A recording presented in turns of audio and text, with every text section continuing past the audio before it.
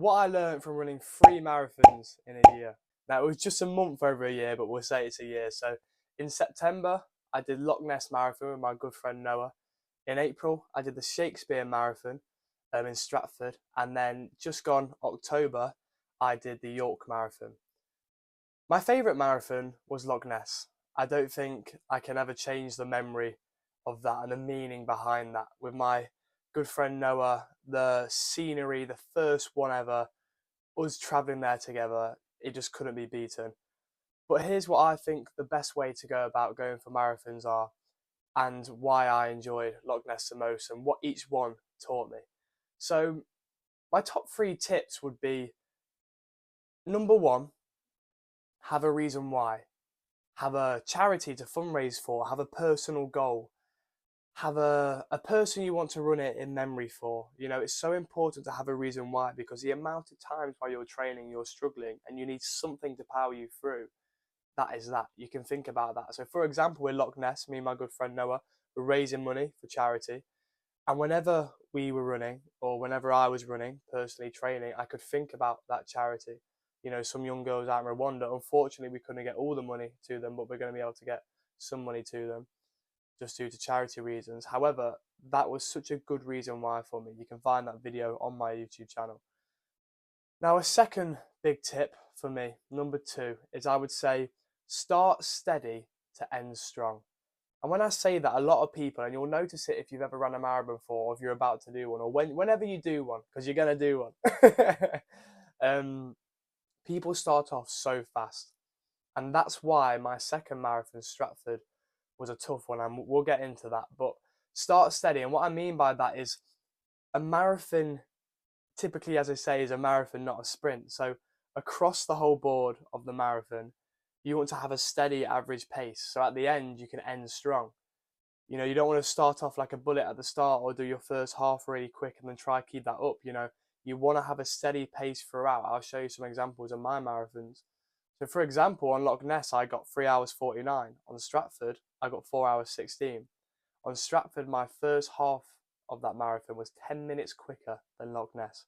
With Loch Ness, I stored energy for the end. So at the end, I was running so much quicker, whereas on Stratford, I unfortunately had to stop. My third biggest tip would be don't do anything on the day that you haven't done in training. I've seen it so many times. I even told my girlfriend in a half marathon, she's worn new shorts and it's not great. It can be painful wearing any new gear. And what you eat, my friend on Stratford, good old Jacob, I hope he's watched this. He took some gels he's never took before on the marathon, and he really hurt his stomach like while he was running, like it was tough for him. So don't do anything on the day you've never done before in training. That's so important. Make sure the gels you took are the ones you took in training. So if you're going to do a marathon, look at the gels they have there. If they don't have any gels, bring your own. Drink water in certain patterns you would do on the day. You know, make sure your routine before what you eat, how long before the run you eat is all the same. It's so important. I typically used to have a bowl of porridge about an hour and a half before, made sure it digested before, and then I was good to go. Now, in terms of what each one taught me, the first one, Loch Ness, was take everything in. The nature was so powerful. It was so beautiful. Here's some clips for you, and you can watch the video as I said. But just taking that day all in, I felt so present that day.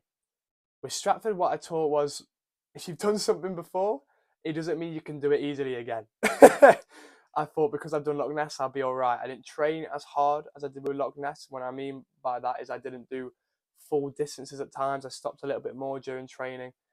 And on the day, we started way too quick. We didn't go steady to end strong. We started strong and we definitely didn't end strong. I was walking. I was having to stop. I had to call my mum and my girlfriend for some motivation. It was also a very hot day. Now, the third one, York taught me. I did it with my auntie, so that was very, very meaningful. It was really, really lovely to run it with her. It was her first ever marathon, but that taught me to. What did York teach me? For me, there wasn't a particular thing that York really taught me. Nothing that really stood out. But the thing I took from it was the power from the day.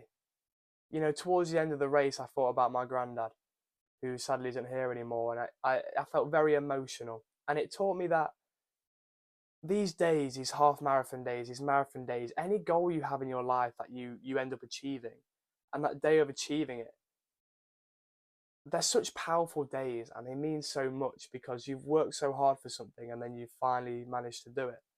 And I think, like I say with Loch Ness, it's so important to take that in.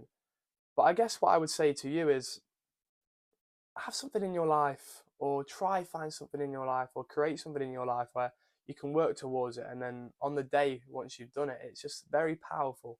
It's very hard to describe. If you've done a marathon, comment down below what I mean by just that feeling of finishing something you've been working so hard for. I think that's what it taught me, just understanding that feeling more and how powerful that can be. So I hope you enjoyed this video. If you want to get involved in a marathon, just you can always drop a comment and I can reach out. My Instagram is danferguson_sp. You can always find me there.